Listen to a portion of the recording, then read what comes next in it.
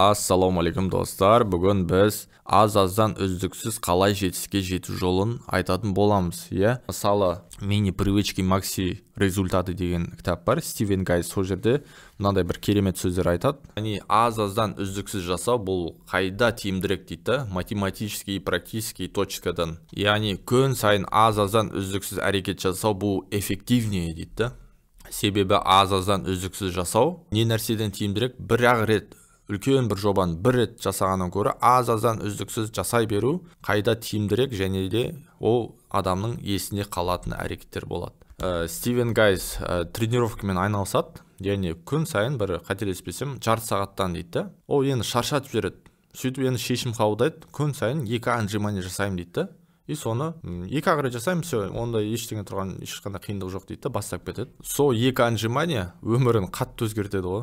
Жалпы бұл жерде аз-аздан үздіксіз дегенді қалай түсінеміз? Яғни күн сайын 100 отжимание емес, күніне 1-2 отжимание жасау. Мысалы, күніне 3000 сөз жазу емес, күніне 50 сөз жазу деген сияқты. Осылай аз-аздан үздіксіз, бірақ тұрақты жасалады бұл іс. Жалпы бұл аз-аздан үздіксіз даму күлкілі көрінетін сияқты, күніне 1-2 отжимание жасау. Бірақ бұл 100 отжимание жасау адамды райынан қайтарып жібереді, ал күніне 1 отжимание жасау, 2 отжимание жасау бір андай жеңілдік береді, өзіңе бір қуаныш бар, сонда бір жасадым ғой деген сияқты галочка ойыңда түңге табылады, бір дофамин бөлініп қалады да. Ал дальше тоқтағың келмей қалады ғой, оны күн сайын анау дофаминді алғың келіп отыра береді ғой, тоқтамай соны жасай бергің келеді да, үздіксіз.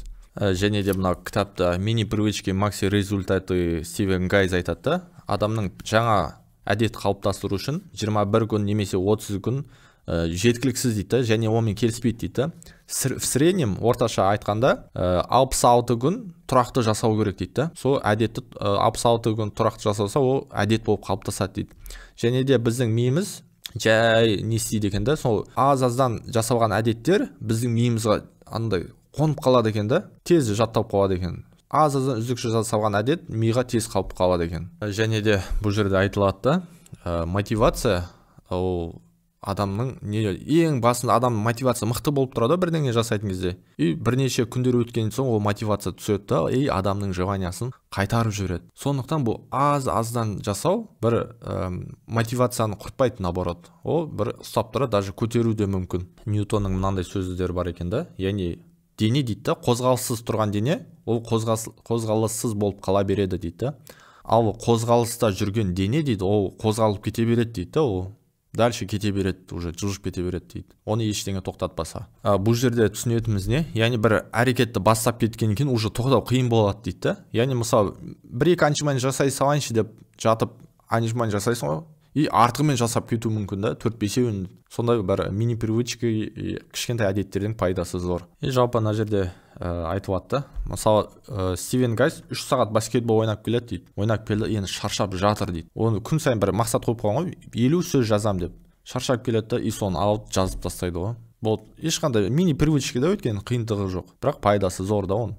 Стивен Гайс күн сайын 50 сөзден жаза бергеннен, ол кейбір күндері бір күнде 2000 сөз жазып жіберетін кездері болатын. Осы жерде кішкентай әдеттердің пайдасы, сен ауырып тұрсаң да, шаршап тұрсаң да, настроениең болмаса да сен жасауға күш жетеді. Өйткені 1-2 отжимание деген сияқты кішкентай бір әрекеттер жасау, бір бет кітап оқу деген сияқты кішкентай әдеттер бізге қиын болып көрінбейді.